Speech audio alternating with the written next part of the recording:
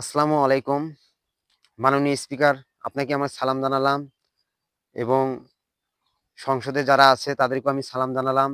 আমি একজন কৃষক মানুষ, দিনমজুরি মানুষ এবং আমার বাড়ি হলো গাইবান্ধা জেলা সদর থানা, গিদেরি ইউনিয়ন ১ নম্বর ওয়ার্ড, মহল্লার নাম রেজিয়া মার্কেট। আমি মোহাম্মদ রফিক ইসলাম।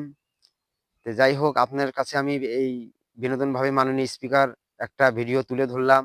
কৃষক মানুষের, দুঃখী মানুষের, যারা দিনমজুর দিন খায়, আমি ভুক্তভোগী।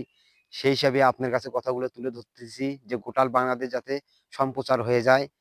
মাননীয় স্পিকার, গাইবান্ধা জেলা একটা গরিব দুঃখী দেশ, নামা এলাকা দেশ, বন্য এলাকা দেশ। এই এলাকায়, এই জেলাটায় কোনো উন্নত নাই, কোনো শিল্প কারখানা নাই, কোনো বড় বড় হাসপাতাল, মেডিকেল নাই, কোনো এক মানে শিক্ষা যোগ্যতার কোনো কলেজ বড় নাই, ভার্সিটি নাই।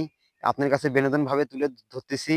আমার আমি একজন কৃষক মানুষ। আপনার কাছে আমার বিনোদনভাবে আমি যেগুলো জায়গায় আঘাত পেয়েছি সেগুলো জায়গা আপনাকে তুলে ধরলাম।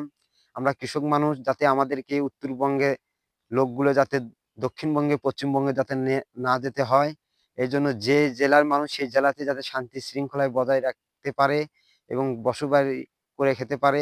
এটা আপনার কাছে আমার বিনোদনভাবে কথা বললাম মাননীয় স্পিকার। মাননীয় স্পিকার, আমি বলতেছি যে সোনার দেশ বাংলাদেশ এবং স্বাধীনতা দেশ বাংলাদেশ। এই বাংলাদেশে আমি প্রত্যেকটা ঘরে ঘরে বলতেছি যে প্রত্যেকটা কৃষকের ঘরে ঘরে ছেলে মেয়েদেরকে বলতেছি যে আমরা যে শিক্ষায়, যে আমাদের পেশা কৃষি এবং কৃষি মানুষ নিয়ে জীবন স্থাপনা এবং কৃষি মানুষের পরিশ্রম দিয়েই আজকে বড় বড় মানুষ বড় হয়েছে। যাই হোক, আপনার কাছে মাননীয় স্পিকার একটা অনুরোধ থাকলো, গাইবান্ধার জেলা, গাইবান্ধার জেলার যে দুর্গতি যেগুলো আছে, নামা এলাকা, চর এলাকা, এবং সেগুলো উন্নতি করতে আমি আপনার কাছে বিনোদন করতেছি।